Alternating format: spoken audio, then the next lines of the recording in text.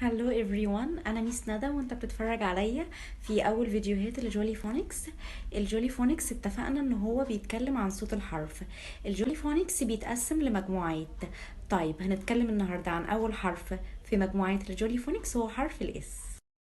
النهارده هنتكلم عن اول لتر وهو لتر اس. هننسى تماما اسم الحرف، عايزين نعرف احنا سامعينه ازاي، سامعين حرف الاس ازاي. هنحكي الستوري بتاعته. قدامنا الصورة دي. What can you see? I can see sun. Sun. I can see sand. Sand. And I can see snake. Snake. طيب عايزين نعرف ايه هي الستوري. Today we are talking about sound S. It's a sunny day.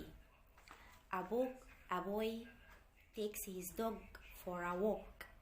The boy throws a stick and the dog runs after it. The dog sniffs. Sniffs. Sniffs يعني بيشمشم. Around in the grass and starts barking.